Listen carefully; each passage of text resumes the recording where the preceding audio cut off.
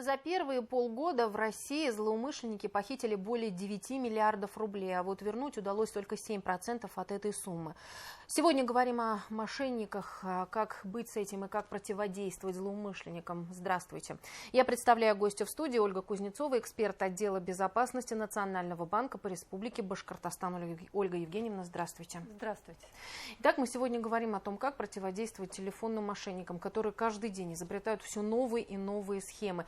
И один из законов, который был принят 25 июля, он как-то действует? Есть какая-то статистика на сегодня? Статистики, к сожалению, нет. Еще закон действует только 2 месяца. Да. Статистика будет позже, но статистика будет по России. Ольга Евгеньевна, а действительно ли жертвам кибермошенников будет возвращаться вот все украденное? Вот насколько это реалистично? Вы правильно сомневаетесь. Граждане должны быть бдительны. Не стоит заблуждаться, что будет возвращено все похищенное. Новый закон, новые меры, они действуют именно на возврат похищенных денег, которые банки перевели на счета мошенников из специальной базы Банка России. Специальные, я сейчас поясню, да, вот номера телефонов, счетов, IP-адресов, они хоть раз, если были задействованы в мошеннических схемах, они попадают в специальную базу Банка России. И Банк России доводит эту информацию до кредитных организаций, которые должны, в свою очередь, использовать эту информацию для противодействия мошенничеству. Да? То есть, если банк переведет деньги клиента на счет из специальной базы Банка России, то он обязан будет вернуть клиенту деньги.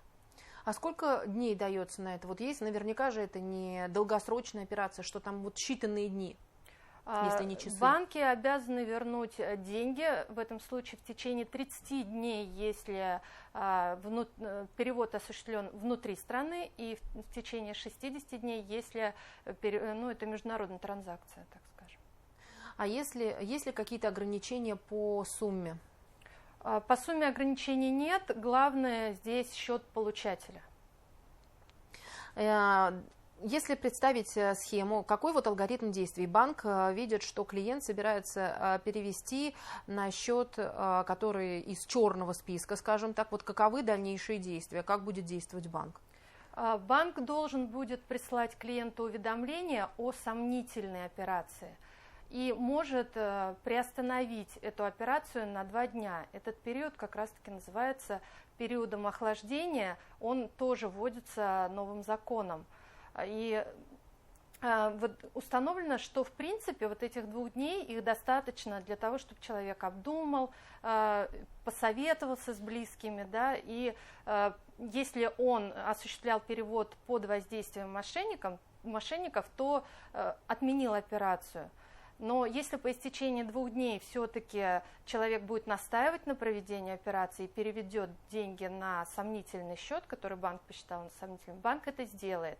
Но в этом случае банк не обязан возвращать деньги клиенту. Будет сообщение несколько раз о том, что человек совершает сомнительную операцию. Вот уже были такие случаи, да, вот ко мне обращалась знакомая, ей 3 раза пришло сообщение, но она все равно продолжила, нажала отправить, и деньги ушли с ее счета, к сожалению. И ушли к мошенникам? К мошенникам, да. Она сама подтвердила 3 раза эту операцию, да, что она хочет действительно отправить. То есть 2 дней не хватило или... 2 дней ей хватило, но как она объяснила это, да, что она была постоянно занята, ей надо было там работать, дети и так далее, и все вот эти вот как раз-таки мошеннические мошенники же в основном звонят, присылают сообщения как раз тогда, когда ты занят очень сильно, и вот она не проверила, на какой счет уходят деньги, и, соответственно, отправила их. Знаете, мой следующий вопрос был о том, что они будут ли банки перестраховываться и блокировать некоторые транзакции, которые, может быть, и не такие уж, может быть, опасные. Но вот сейчас уже думаю, наверное, лучше пусть перестраховываются.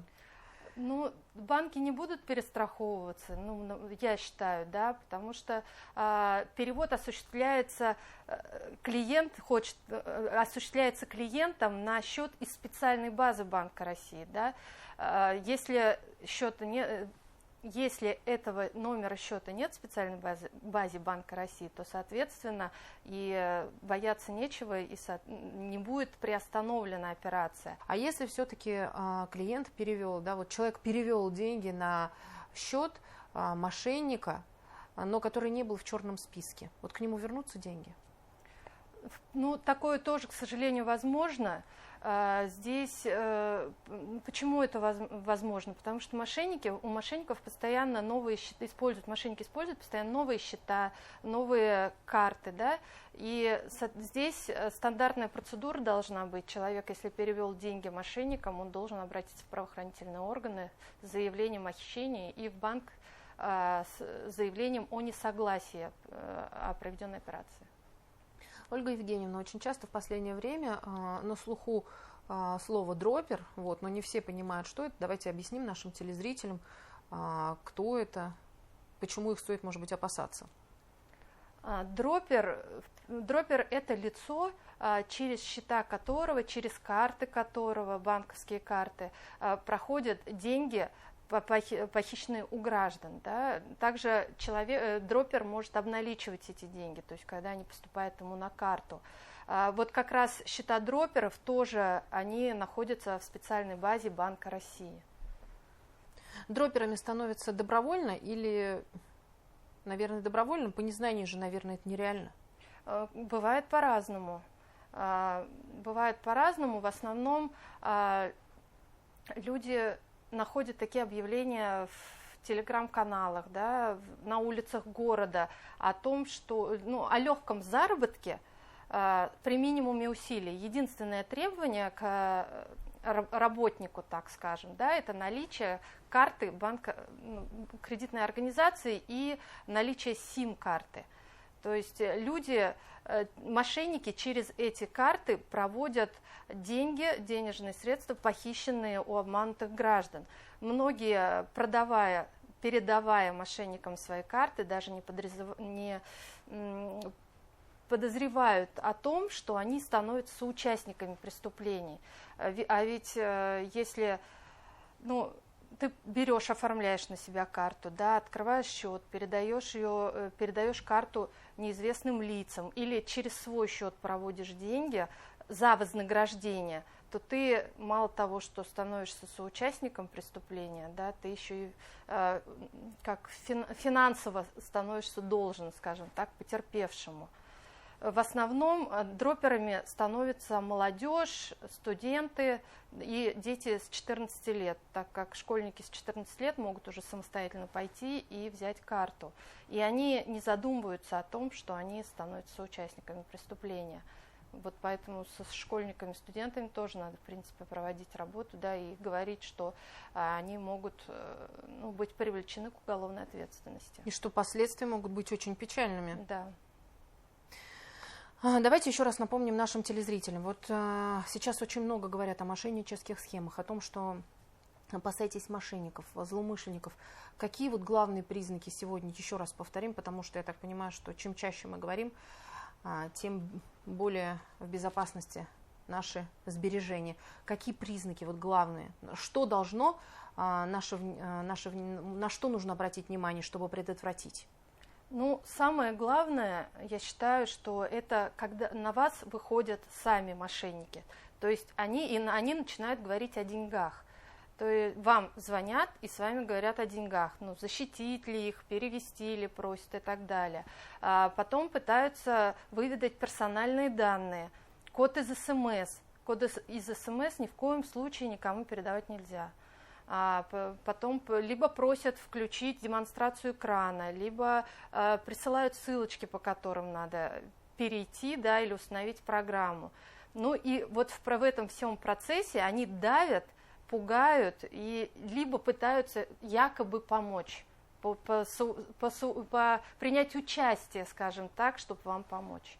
Ольга Евгеньевна, вот я сейчас понимаю, если пугают, то мы сразу понимаем, да, что в принципе это вот явный признак, что это действуют мошенники. Но вот сейчас новая тактика есть. Они пытаются помочь, соучастие. Вот как быть в этом плане? Как проверить, что это злоумышленник? Положить трубку? Ну да, всегда надо, если вам звонят и с вами разговаривают о деньгах, надо просто положить трубку, ну и заблокировать этот номер.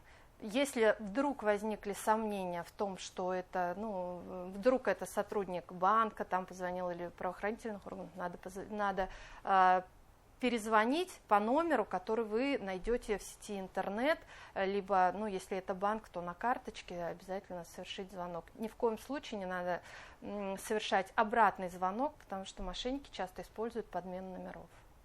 И в последнее время очень часто подделывают еще и голоса. Да, deepfake, да, это тоже сейчас очень такая новая схема.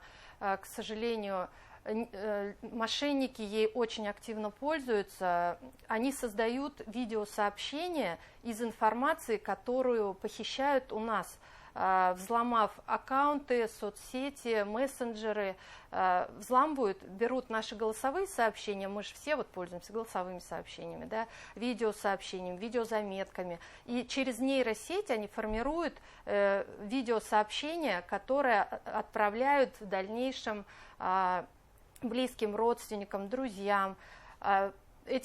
Контекст этих сообщений всегда сводится к деньгам. То есть всегда там в результате будет либо там я болею, либо в ДТП попал, давайте переведите мне срочно деньги. Вот. На такие сообщения реагировать не стоит. То есть если получили сообщение, видеосообщение, где просят вас перевести деньги на счета, при том, что не того человека даже, от которого пришло сообщение, да, надо обязательно связаться с ним любым альтернативным способом. Ну, то есть либо по номеру телефона, да, либо через другую соцсеть.